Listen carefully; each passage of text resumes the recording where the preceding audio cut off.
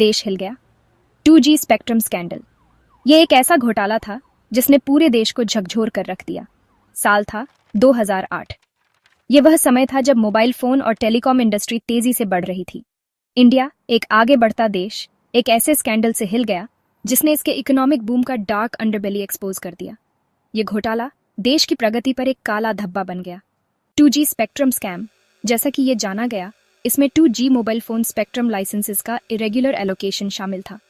यह एलोकेशन पूरी तरह से अनियमित और भ्रष्ट तरीके से किया गया था। यह कीमती रिसोर्स मोबाइल कम्युनिकेशन के लिए जरूरी थ्रो अवे प्राइसेस पर बेचा गया, जिससे नेशनल एक्सचेकर को बहुत बड़ा नुकसान हुआ। इसने देश की अर्थव्यवस्था को गहरा आघात पहुंचाया। इस स्कैम ने देश भर में शॉकवेव्स भेज दी, पब्लिक ट्रस्ट को हिलाकर रख दिया और गवर्नेंस में ट्रांसपेरेंसी और अकाउंटेबिलिटी की जरूरत को हाईलाइट किया। जनता में आक्रोश और अविश्वास की लहर दौड़ गई। यह स्कैंडल तत्कालीन टेलीकॉम मिनिस्टर ए राजा के एक्शंस पर केंद्रित था। राजा के कार्यों ने पूरे देश को हिलाकर रख दिया। राजा, जिन पर गाइडलाइंस मैनिपुलेट करने और कॉर्पोरेशंस के साथ मिली भगत करने का आरोप था, इस बड़े फ्रॉड का चेहरा बन गए।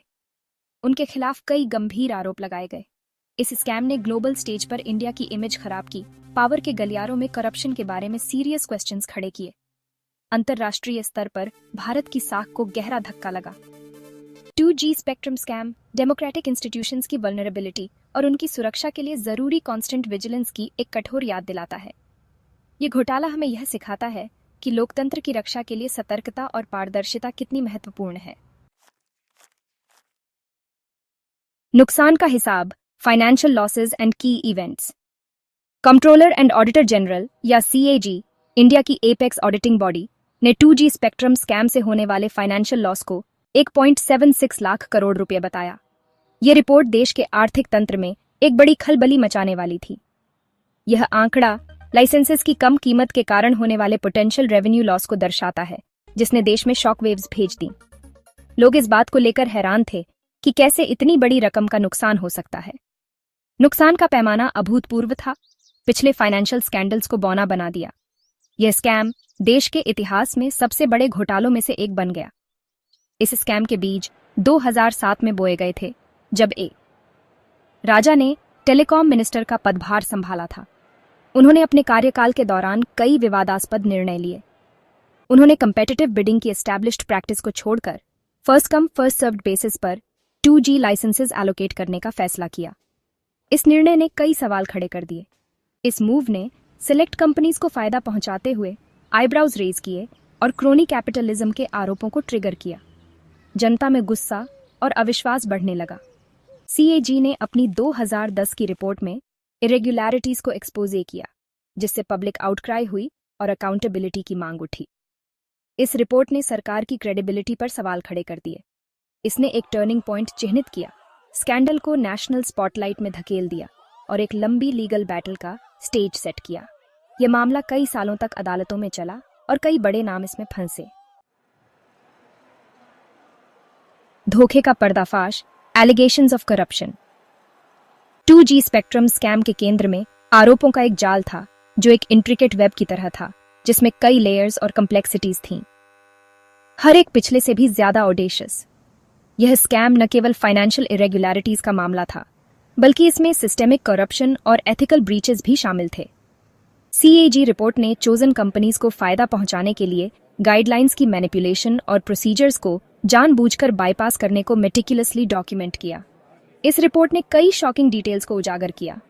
संदिग्ध परिस्थितियों में लागू की गई first come first served policy cronyism का एक टूल बन गई, जिससे ट्रांसपेरेंसी और फेयरनेस की धज्जियां उड़ गईं, जिससे इनएलिजिबल कंपनीज को लाइसेंसेस हासिल करने की अनुमति मिली। यह एक क्लियर इंडिकेशन था कि किस तरह से रूल्स को बेंड किया गया। मार्केट वैल्यू से काफी कम कीमतों पर स्पेक्ट्रम का एलोकेशन ने और सस्पिशन पैदा किया।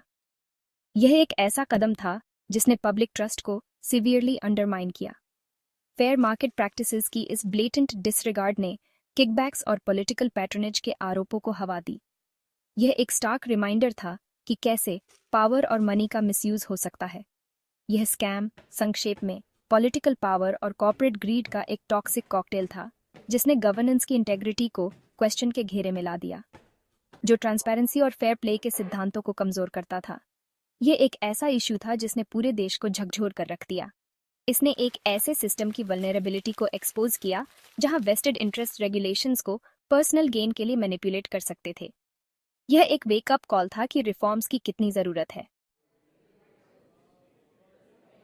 स्कैंडल के चेहरे की प्लेयर्स। 2G स्पेक्ट्रम स्कैम ने कैरेक्टर्स का एक ऐसा कास्ट सामने लाया जिनके एक्शंस ने देश की अंतरात्मा को हिला दिया। ए राजा, फ्लैम्बॉयंट टेलीकॉम मिनिस्टर, इस स्कैंडल का चेहरा बन गए। पूरे ऑपरेशन का मास्टरमाइंड होने का आरोप उन पर लगा। उन पर रिश्वत लेने और चोजन कॉरपोरेशंस को फायदा पहुंचाने के लिए पॉलिसीज में हेरफेर करने का आरोप लगाया गया। लाभार्थियों में यूनाइटेक वायरलेस और स्वान टेलीकॉम जैसी कंपनीज थीं। दोनों की टेलीकॉम सेक्टर में क्वेश्चनेबल क्रीडेंशियल्स थीं।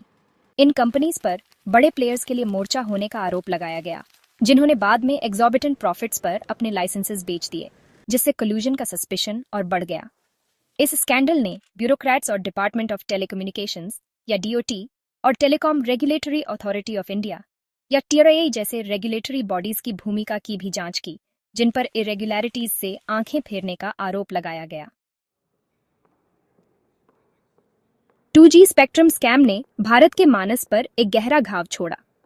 फाइनेंशियल लॉस के बड़े पैमाने ने कानून की ब्लेटेंट डिसरिगार्ड के साथ मिलकर सरकार में पब्लिक ट्रस्ट को कम कर दिया। इसने डिसइल्यूजनमेंट की भावना को हवा दी, खासकर युवाओं में, जिन्होंने इसे करप्शन फ्री इंडिया के लिए अपनी एस्पिरेशंस के साथ विश्वासघात के रूप में देखा। इस स्कैंडल ने भारत की इकोनॉमिक ग्रोथ स्टोरी पर भी एक साया डाल दिया। अदालत के आदेश के बाद लाइसेंसेस के अब्रप्ट कैंसिलेशन ने टेलीकॉम सेक्टर में अनिश्चितता पैदा कर दी, जिससे इन्वेस्टर कॉन्फिडेंस प्रभावित हुआ। यह एपिसोड इकोनॉमी पर करप्शन के कोरोसिव इफेक्ट्स और इंस्टीट्यूशंस को मजबूत करने और अकाउंटेबिलिटी सुनिश्चित करने के लिए सिस्टेमिक रिफॉर्म्स की तत्काल आवश्यकता का एक कठोर रिमाइंडर के रूप में काम किया। सीएजी के अनुमानित 1.76 लाख करोड़ रुपए के नुकसान पर इंटेंस डिबेट हुई। आलोचकों ने तर्क दिया कि यह आंकड़ा बढ़ा चढ़ाकर बताया गया था, जो अनरियलिस्टिक असम्पशंस और एक फ्लॉड मेथोडोलॉजी पर आधारित था। उन्होंने तर्क किया कि बाद में ऑक्शन किए गए 3G स्पेक्ट्रम प्राइसेस के साथ सीएजी की तुलना मिसलीडिंग थी, क्योंकि मार्केट डायनामिक्स बदल गई थी। हालांकि एक ट्रांसपेरेंट और कंपेटिटिव बिडिंग प्रोसेस की अनुपस्थिति ने एक्चुअल लॉस का पता लगाना असंभव बना दिया।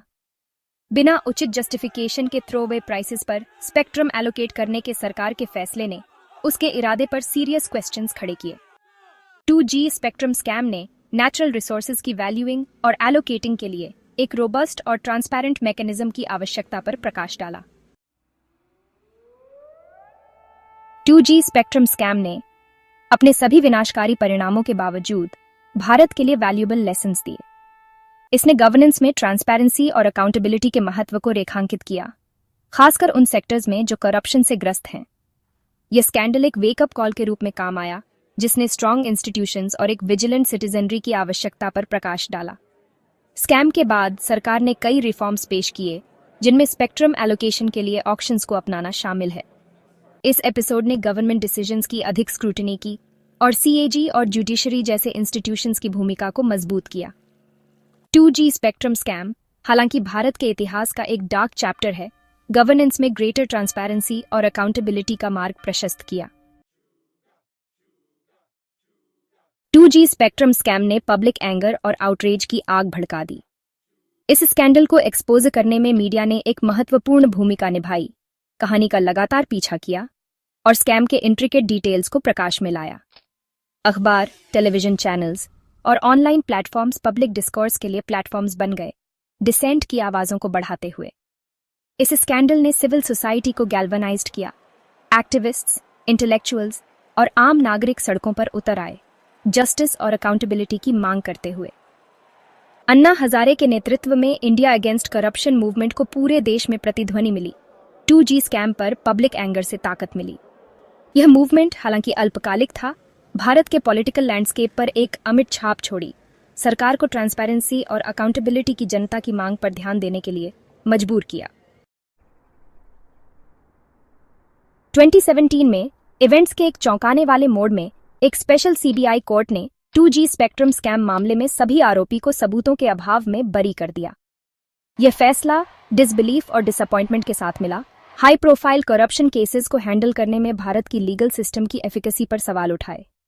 बरी होना, हालांकि प्रोसिक्यूशन के लिए एक सेटबैक था, इस तथ्य को मिटा नहीं सका कि एक स्कैम वास्तव में हुआ था।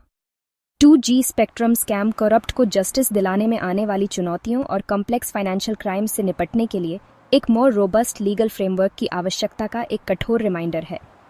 न्याय की लड़ाई, हालांकि लंबी और कठिन है, जारी है।